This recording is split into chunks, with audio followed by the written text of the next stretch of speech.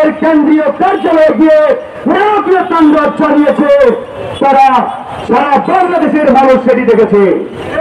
এরপরে প্রধান উপদেষ্টা ঘোষণা দিল ভিপি নুরুল হক নূরকে উন্নত চিকিৎসার জন্য অনতি বিলম্বে বিদেশে নেওয়ার।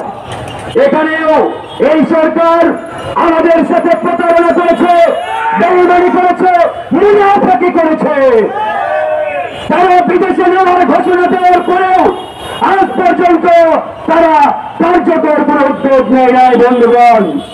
তাই আমরা বাধ্য হয়ে সরকারের সেই ঘোষণাকে ঘৃণা করে প্রত্যাখ্যান করেছি। আমরা বলেছি ভিপি নুরকে বিদেশে নেওয়া হবে, তার উন্নত চিকিৎসা বিদেশের মাটিতে করা হবে, তবে সরকারের দয়া দক্ষিণার উপরে নির্ভর করে নয়। তাকে আমরা দলীয় এবং পারিবারিক ভাবেই বিদেশে নেব, তার উন্নত চিকিৎসার ব্যবস্থা করব। প্রিয় বন্ধুগণ, আজকে আপনারা দেখেছেন সারা বাংলাদেশে ঢাকা শহরের অলিতে গলিতে আওয়ামী গুন্ডা পান্ডারা আজকে বিক্ষোভ মিছিল করছে। এই যে আওয়ামী সন্ত্রাসীরা রাজপথে নেমে বিক্ষোভ করার দুঃসাহস দেখাচ্ছে, এর পুরো দায়ভার এই সরকার এবং এই সরকারের স্বরাষ্ট্র উপদেষ্টার। আজকে স্বরাষ্ট্র উপদেষ্টা ওই চেয়ারে বসে তিনি অর্ডার দিতে পারেন না যে থানায় আওয়ামী লীগের সন্ত্রাসীরা মিছিল করবে সেই থানায় ওসিকে স্ট্যাম্প রিলিজ করে খাগড়াছড়ি পাঠিয়ে দেওয়া হবে। যে জেলায় ছাত্রলীগের সন্ত্রাসীরা মিছিল বের করবে সেই জেলার ওসিকে স্ট্যাম্প রিলিজ করে বান্দরবান পাঠিয়ে দেওয়া হবে।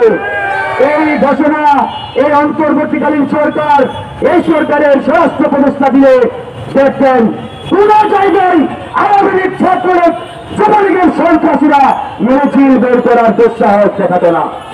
যারা মিছিল করছে তারা প্রশাসনের সাথে যোগ সাজস করেই এই মিছিলগুলো বের করছে। বন্ধুগণ, প্রিয় ভাইরা আমার, আজকে সরকার তাল বাহানা শুরু করেছে। জাতীয় পার্টি 14 দল, এগুলো আওয়ামী লীগের অন্যতম সহযোগী ছিল, ভারতীয় রেল এজেন্ট ছিল, রেল দালাল ছিল। কিন্তু অত্যন্ত দুঃখের বিষয়, আওয়ামী লীগ নিষিদ্ধ করেছে আর আওয়ামী দোসরদেরকে সেনাবাহিনীর প্রোটোকলে পাহারা দিচ্ছে। এর চাইতে প্রতারণা ভণ্ডামি বিচারিত আছে বলে আমি মনে করি না।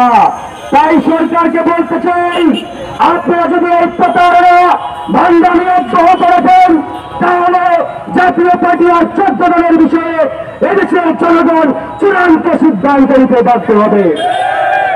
এটির উপরে হামলাকারীদের বিচারের জন্য 48 ঘন্টার আলটিমেটাম দেওয়া হয়েছিল। 48 ঘন্টা পেরিয়ে গেছে, সরকার সিদ্ধান্ত নেয় নাই, আইন শৃঙ্খলা বাহিনীর অ্যাকশন নেয় নাই। আমরাও বলতে চাই, এখন থেকে আর নরম সুরে কথা হবে না। আইনের প্রয়োজনে বাধা করে আমরা এই হামলার বিচার প্রয়োজনে যা যা করা দরকার তাই করবো। বন্ধুগণ, প্রিয় ভাইরা আমার, তার উপরে আস্থা রাখবো, সরকারের উপরে আস্থা রেখেছি, পুলিশ প্রশাসনের উপরে আস্থা রেখেছি। তারা কোন অপরাধ করে নাই, তাই বাধ্য হয়ে যা করার তাই করা হবে। এরপরে বলতে পারবেন না মাফ করা যাবে না। এরপরে কোন উপদেষ্টা যদি বলে বেআইনি ভাবে মাফ করা হচ্ছে, ওই উপদেষ্টার চেয়ার লাঠি মেরে সচিবালয় থেকে বের করে দেওয়া হবে। অনেক সহ্য করা হয়েছে, আমাদের রক্ত ভারত লেগের বিনিময়ে আজকের এই সরকার, আর সরকারের চেয়ারে বসে ফাঁসলামো শুরু করেছেন। এই ফাঁসলামো আর সহ্য করা হবে না বন্ধুগণ।